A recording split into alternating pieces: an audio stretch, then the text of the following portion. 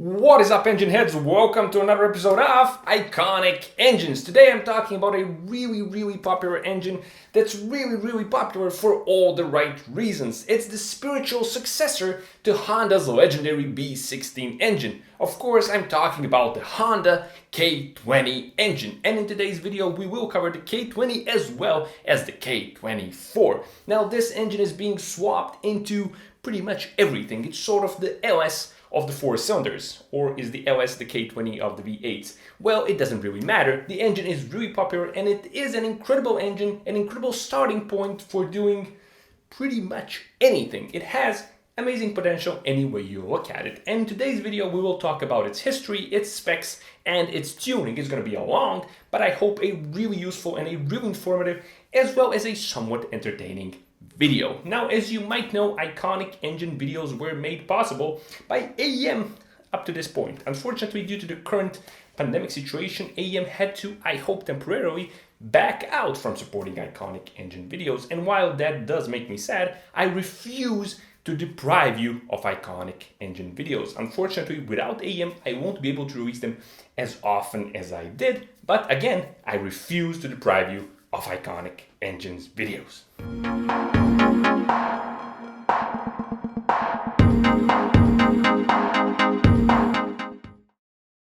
So the year is 2000, and across the world, people are slowly realizing that the Millennium Bug won't end the world. Over at Honda, the brand new Millennium was sort of a brand new start for Honda's engine lineup. In 2000, Honda released a truly amazing engine, the Honda F20C engine that powered the S2000. Now, the F20C was an amazing engine for many reasons. One of the reasons was that it had the highest ever horsepower per liter output of any naturally aspirated engine ever made. The F20C held this record for an incredible 10 years, all the way until 2010, when it was barely beaten by the engine in the Ferrari 458.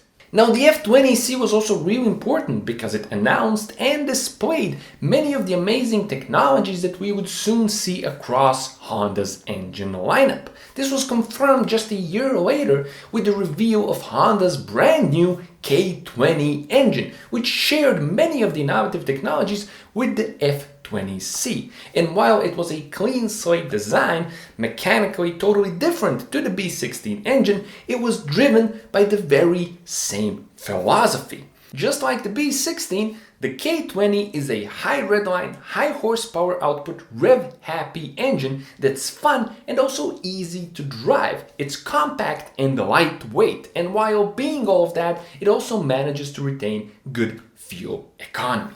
The first cars to feature a K20 engine were the Japanese market 2001 Civic Type R and Integra Type R. The European market got their K20s in the same year in their version of the Civic Type R. Just a year later, in 2002, Australia and New Zealand also got the K20 in their version of the Integra Type R. The US market also received their first K20s in 2002 in the Acura RSX and the Civic Si. The first K24s also appeared in 2002 in the Honda CR-V and the Japanese market Accord Type S. Soon after this, the K20s and the K24s spread all across Honda's model lineup. Now, the funny thing is that the K20 was initially met by resentment from most of Honda's fan base, which I guess got sort of complacent and maybe even emotionally attached to their B16 and B18 engines. And while forums were set ablaze with often pointless and overly emotional debate of B16 versus K20, people with actual know-how very quickly realized that the K20 is a mechanically superior engine to the B16, and no wonder it's a 12 years younger and more modern design. And while parts of the fan base took almost a decade to catch up, K-swaps and the K20 tuning started exploding in popularity as early as 2003 and 2004, as tuners and enthusiasts were realizing the amazing abilities of the K20 engine. And today, 19 years after the introduction of the K20 and the K24 engines, the popularity of these engines doesn't seem to have diminished at all. In fact, they seem to be more popular than ever and can boast an incredible aftermarket. I believe this is the ultimate testament to the brilliance of their design.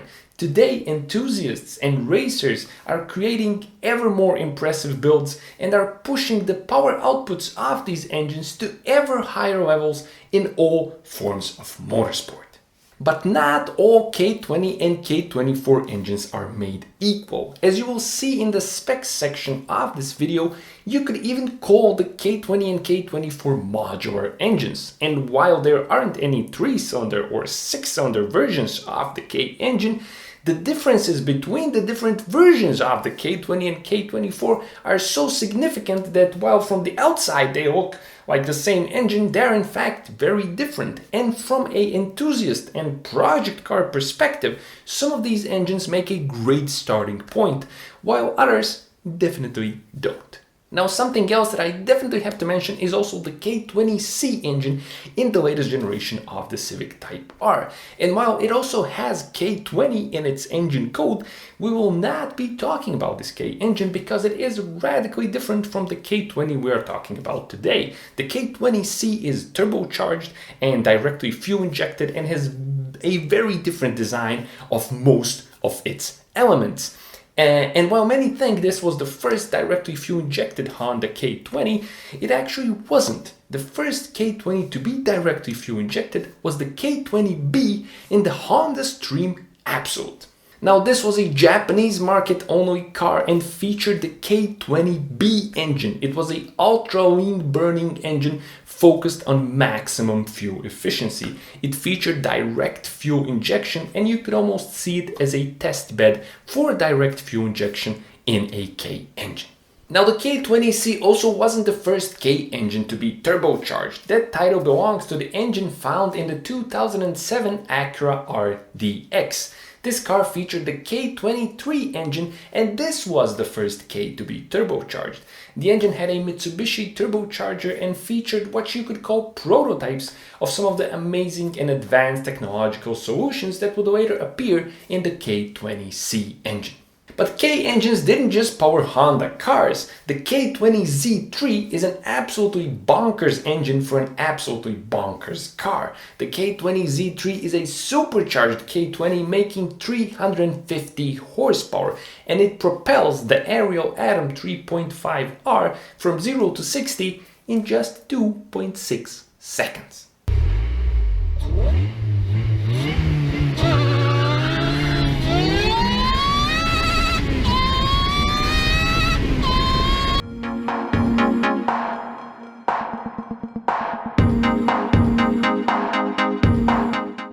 So as I said, not all K20 and K24 engines are made equal. In fact, the only thing that's equal across all K20 and K24 engines is the bore and stroke.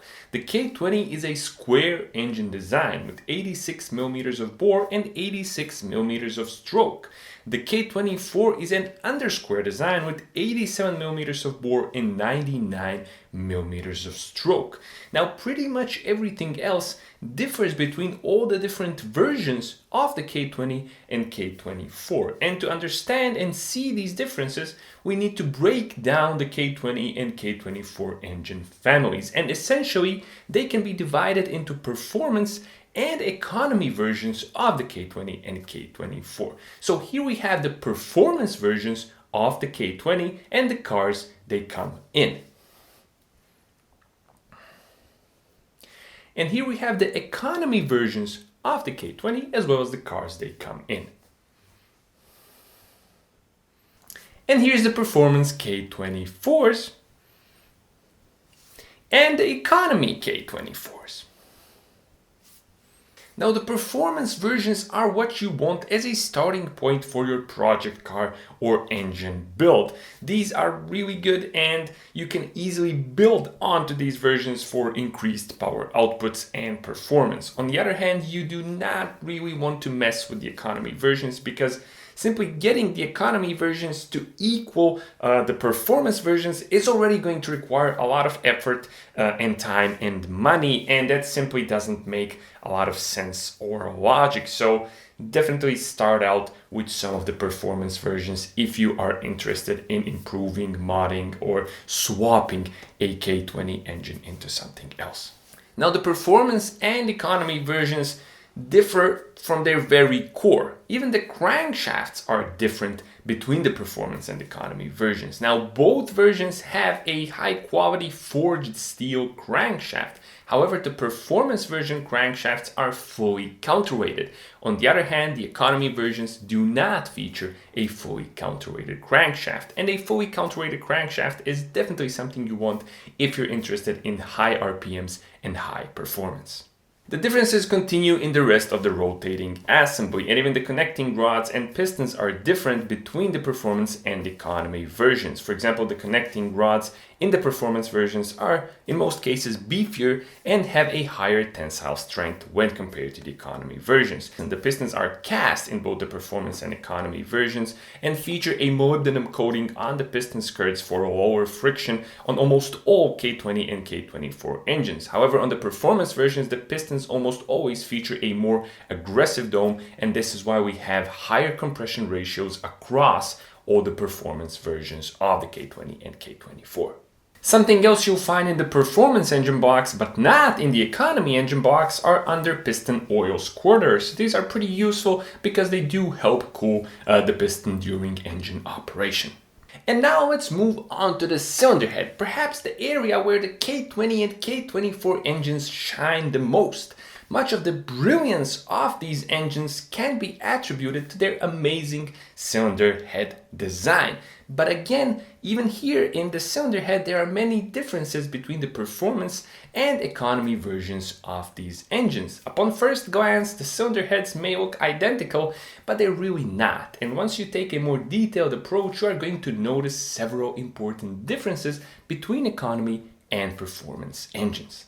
Now, the most notable of these differences come from Honda's iVTEC system. As you probably know, VTEC stands for Variable Valve Timing and Lift Electronic Control. And what it essentially does, it allows the engine to switch between different camshaft profiles. It has a more mild camshaft profile for low RPMs and a more aggressive camshaft profile for higher RPMs. This combines high power output and performance with good mileage. And this is something that Honda engines have been famous for. As you're probably guessing, the iVTEC is an evolution of VTEC, and it adds intelligence, which is what the I stands for. It actually adds VTC to VTEC. VTC stands for Variable Timing Control, and in addition to the engine being able to switch between different camshaft lobes, it allows the engine to also advance or retard camshaft timing based on different inputs. This advancing or retarding of the camshaft is done via a specialized camshaft gear.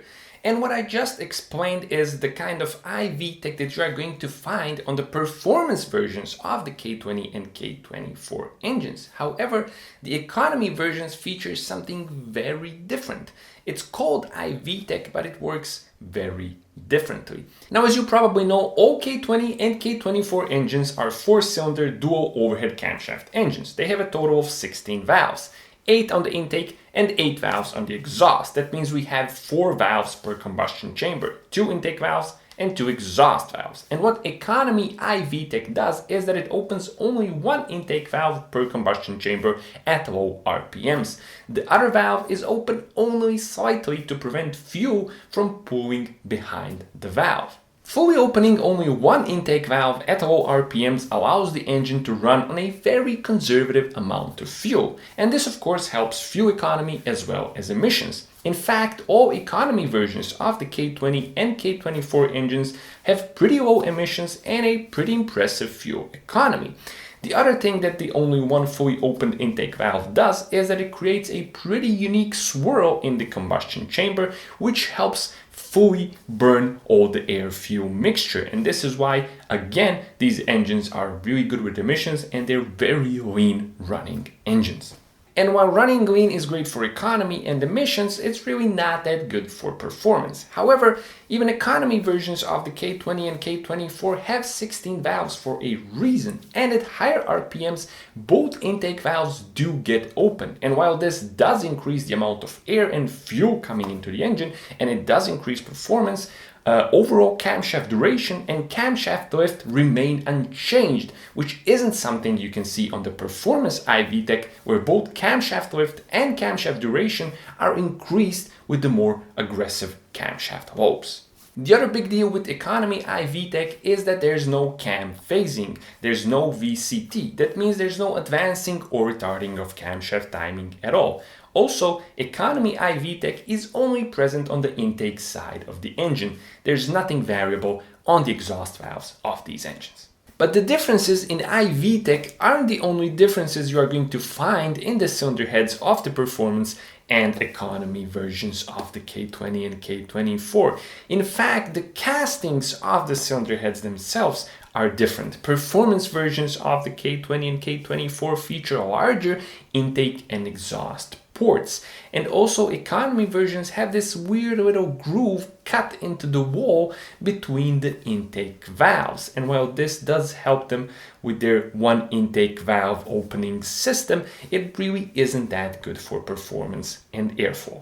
Another key feature of the cylinder head of this engine is that it breaks with tradition. It does this by introducing a more narrow valve-included angle compared to older Honda engines, such as, for example, its spiritual predecessor, the B16 engine, which has a noticeably wider valve-included angle compared to the K20. Now, a more narrow valve-included angle enables engineers to design an optimal intake port shape. In fact, the K20's intake port shape is almost a straight line onto the valve heads. It's free from the airflow hurting humps you are typically going to find in a wide valve angle engine, such as the B16, for example. And the straightest possible intake port shape onto the valve heads is extremely important for airflow and performance. I mean, just look at a Formula 1 engine and you're immediately going to realize what a straight intake port shape and a narrow valve included angle can do for airflow, power output, and performance. Now, the only sort of downside to the narrow valve included angle is that the cylinder head has to be physically higher to accommodate everything in the valve train. And this is why K20 engines are a bit high. They may be on the compact side, but as you can see, their valve covers are pretty tall. Now, another reason why the cylinder heads of the K20 and K24 are tall is that the entire valve train can be separated from the cylinder head. This wasn't the case, for example, in the B16, where damage to a camshaft bearing could result in the entire cylinder head being scrapped. This isn't the case with K20 and K24 engines, and people who race these engines will tell you that often it's possible to repair camshaft damage on a K20 on the side of the road. But there's another reason why the K20 and K24 engines flow so well. It's the sheer size of their valves. K20 engines have 35mm diameter intake valves and 30mm exhaust valves. This is positively giant, and these are some of the biggest valves you are going to find on any mass-produced 2-liter engines. Some K24 engines manage to have even slightly larger intake and exhaust valves due to the slightly larger bore they have compared to the K20, and some K24s feature 36mm intake valves and 31mm exhaust valves. Another improvement over the B16 are roller rocker arms that can be found in the K20 and K24 engines. These feature rollers on the rocker arms which reduce friction and further help the rev-happy high RPM nature of these engines. The B16, on the other hand, feature pad-style rocker arms, which are definitely a somewhat inferior design compared to the roller rocker arms on the K20 and K24. The final difference between the performance and economy versions of the K20 are the intake manifolds. Most performance versions feature a lightweight, performance-oriented aluminum intake manifold. This is a straight design and it's oriented towards high performance and high airflow, and it sacrifices a little bit of the low end in favor of generating maximum power potential in the high RPM range. On the other hand, the economy versions feature a variable length intake manifold that is focusing on providing good torque and responsiveness at low RPMs while still maintaining decent airflow at high RPMs.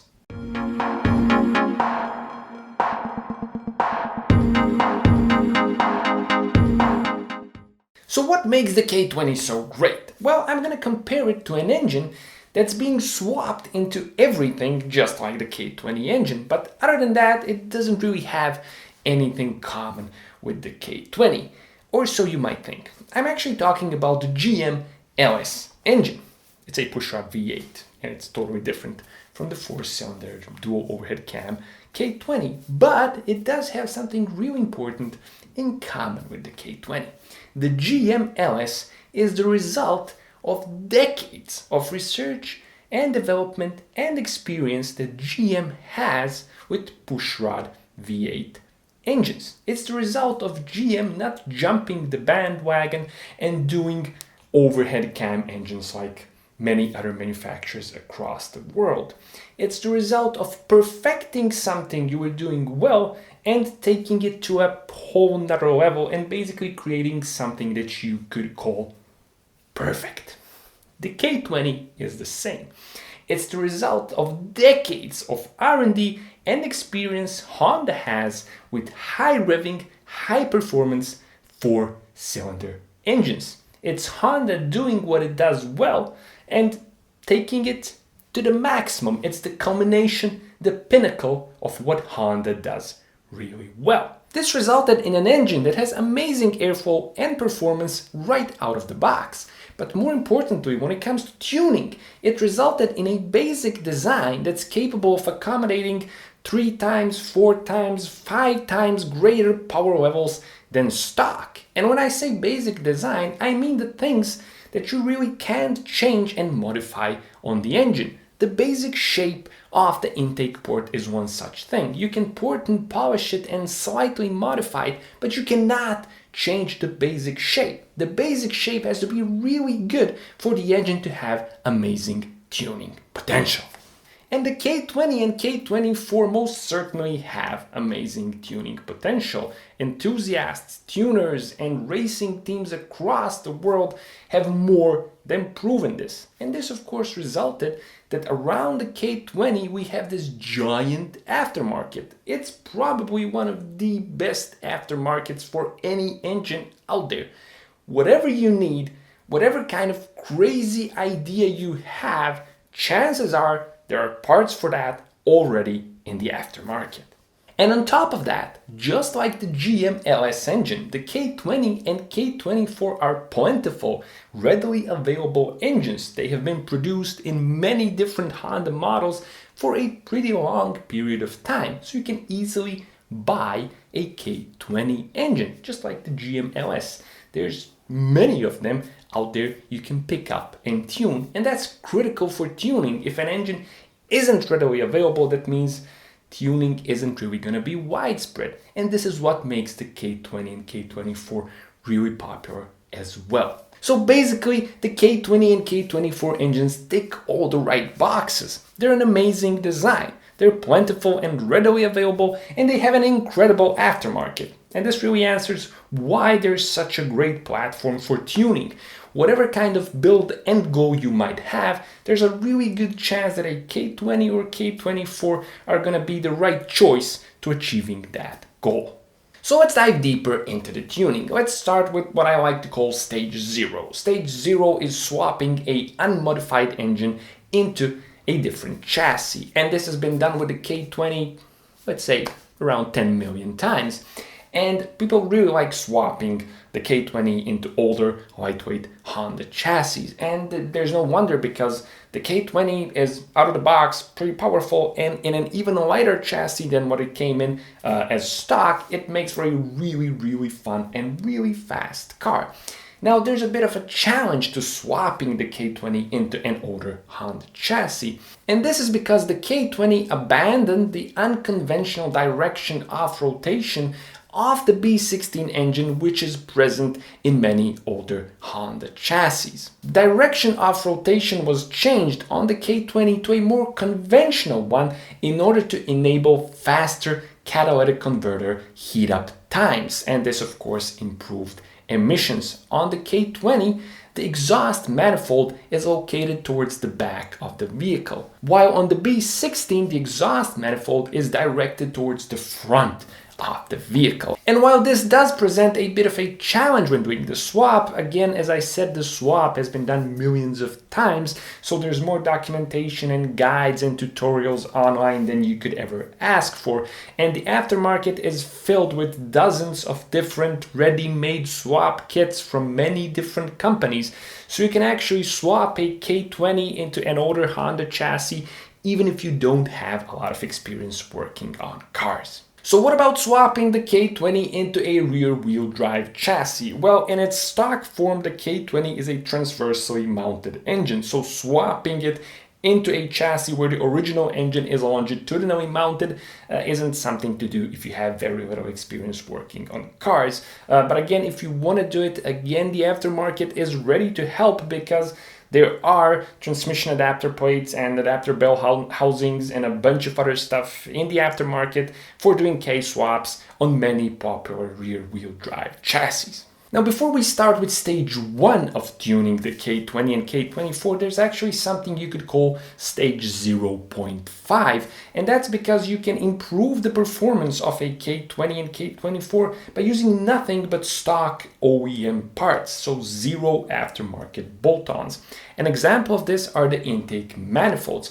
For example, many K20s come stock with the PRC/PRB intake manifold, and you can improve power up top by simply bolting on a intake manifold from a different K20, such as the RBC intake manifold, and you're gonna see like 5 horsepower up top with the RBC. If you have extra money to spend, you can chase down the intake manifold from the JDM Civic Type R FD2. This one's called the RRC manifold, and this manifold alone can actually bring you around 14 to 15 horsepower up top.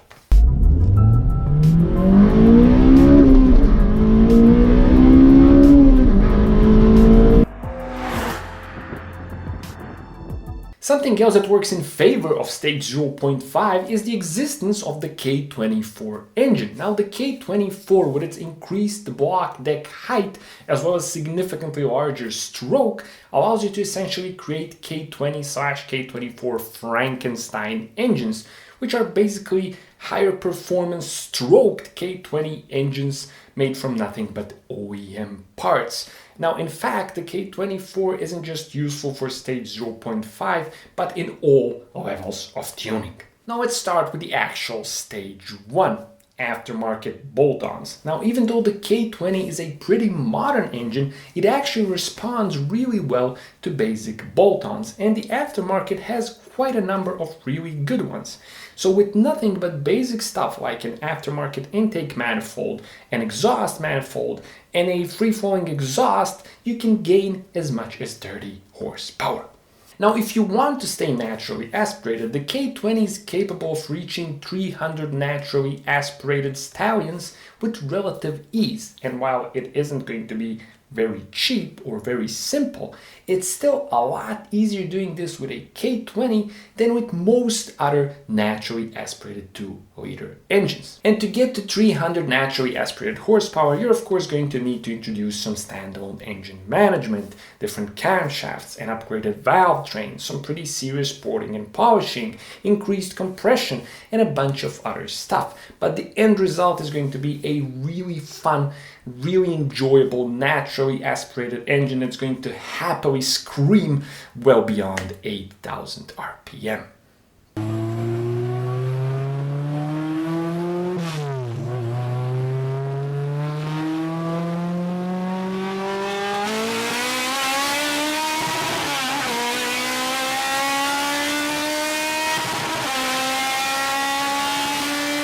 But even if you're crazy about naturally aspirated horsepower and you want to go beyond 300 natural horses, the K20 can take you there, and 400 or even 500 horsepower naturally aspirated K20/K24 engines have been done. It isn't going to be cheap, definitely. It's not going to be simple or easy, and it's going to result in an engine that's absolutely horrible or maybe even impossible to daily drive, but it's going to be one hell of a screamer. But if you're interested in big horsepower numbers, you could of course argue that forced induction is the way to go, and the aftermarket is more than willing to oblige. Bolt-on supercharger kits can take you easily up to 300 horsepower on a stock block. If you want to do forged internals and more block reinforcements, you can go supercharged as high as 400, and some have gone even beyond that when it comes to supercharged K20s.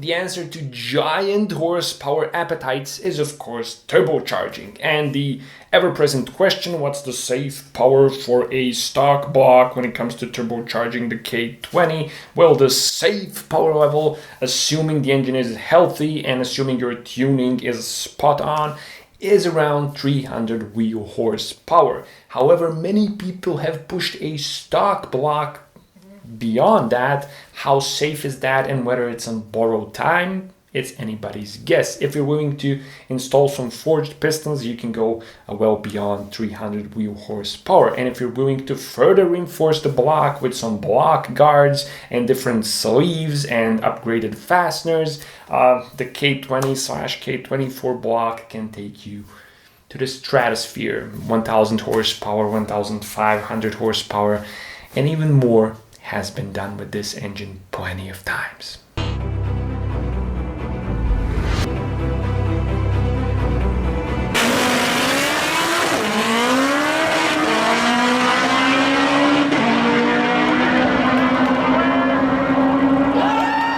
So that's pretty much it when it comes to the K20. I hope you enjoyed that and found it useful. It really is an amazing engine, an incredible design, and the aftermarket is there, and you can build this thing into whatever you want. The only limit is the sky and the thickness of your wallet. Now, before we end this video with the usual cringy rap, I want to tell you a short personal story that I like to remember when it comes to the K20. Now, I have a friend who's a mechanic and a racer and a mentor. He has a 700 horsepower plus Lancia Delta Integrale, but he has worked on a bunch of different engines and has built everything from Mazda MZRs to Alfa Romeo Boxers to Toyota 3SGs to German stuff, you name it. He even worked on some Ferrari engines, and he's a fan of Italian engines, so listen to him long enough and he's gonna convince you to build something Italian. He always raves about how Italians build the most beautiful engines, how they're the greatest innovators and whatnot. And actually, I even worked part-time as a mechanic for him just to see what it's like working as a mechanic. And while I was there at the shop, we casually talked about something, and I decided to run a tiny little experiment. So what I asked him is this. So this is what I told him. I'm going to ask you something, and you should answer without thinking about it. Just answer the first thing that comes to your mind. And I asked him, what's the best engine you worked on, you built? And he just answered K20. And I was shocked, but funnily enough, he was shocked as well by his answer. I expected something Italian, but he said K20. And after we recovered from the shock, I asked him, okay, why the K20? And he said, well, when you open it up and when you look at that engine, you realize that everything that they could have done right, they did it right. And they created this amazing platform for doing anything you want with it. And for me, that was really an eye-opening thing about the K20. When somebody who talks about Italians his entire life answers K20 without thinking about it, I guess that should tell you enough about this engine. So yeah, that's it. Let's go for the wrap. Yo, my name is K20 and I'm the 4-cylinder king. Awesome airflow and performance, yo, that's my thing. I'm being swapped into everything for a reason. If you got me on your side, every day is racing season. I've got the biggest ever aftermarket. You can buy K20 headers in your supermarket. You may hate me, you may say a lot of crap, but in racing between me and you, there's gonna be a big old gap. Whew.